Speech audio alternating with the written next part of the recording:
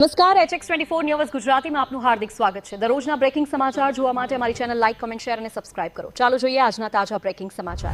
દસાડા ગ્રામ પંચાયત સંચાલિત હાઈસ્કૂલના વિદ્યાર્થીઓ ધોરણ 10માં 100% પરિણામ સાથે વર્ષો પછી ઇતિહાસ રચ્યો। દસાડામાં ખંડેર હાલતમાં હાઈસ્કૂલ પણ આચાર્ય, શિક્ષકો અને વિદ્યાર્થીઓના અડીખમ અભિગમથી 100% પરિણામ। ધોરણ 10ની 35 વિદ્યાર્થીઓ બોર્ડની પરીક્ષામાં 100% પરિણામ દસાડા ગામનું ગૌરવ વધાર્યું। દસાડા હાઈસ્કૂલના આચાર્ય ઉપેન્દ્ર સથવારા સાહેબ તમામ શિક્ષકો ખંડેર જર્જરિત હાલતમાં સ્કૂલના ઓરડાઓમાં વિદ્યાર્થીઓને આકરી મહેનત કરાવી વર્ષો પછી ધોરણ 10નું 100% પરિણામ લાવી દસાડા ગામ અને વિદ્યાર્થીઓને ગૌરવ અપાવી નામ રોશન કર્યું। HX24 ન્યૂઝ ગુજરાતી સાથે મીનહાજ મલિક, સુરેન્દ્રનગર।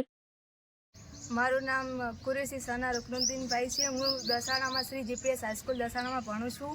મારું આ સ્કૂલમાં 91.50% પહેલો નંબર આવ્યો છે। આનો શ્રેય હું મારા આચાર્ય શ્રી, શિક્ષકગણ તથા મારા માતા પિતાને આપું છું।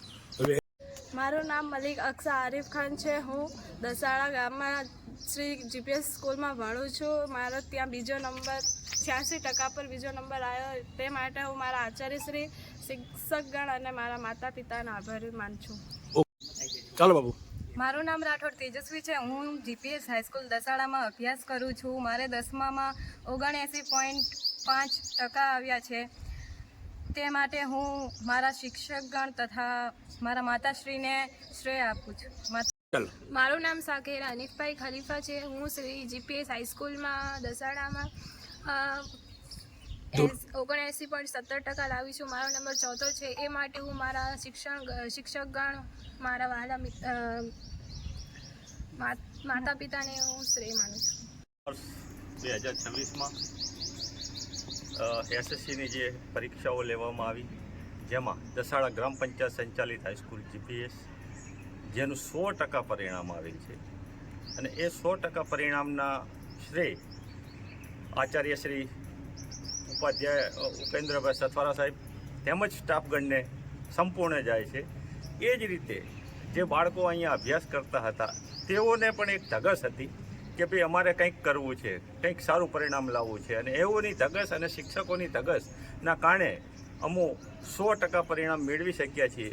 પણ રહી વાત અમારી એક મુખ્ય મુદ્દો એ છે કે અમારી પાસે સારું બિલ્ડિંગ નથી, અને એ પણ દસાડા ગ્રામ પંચાયત સંચાલિત છે।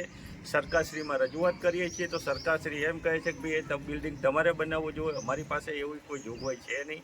એવો અમારી પાસે અહીંયા દસાડાની અંદર કોઈ એવા ઉદ્યોગ ધંધા નથી કે તેમની પાસેથી CMR ફંડ તરીકે પણ કે અમે લઈ શકીએ, કે ના કોઈ એવો બીજો બિઝનેસ છે દસાડામાં, અને બિલ્ડિંગનો ખર્ચ આશરે 2-2.5 કરોડ રૂપિયા જેટલો થાય છે નવું બનાવવામાં।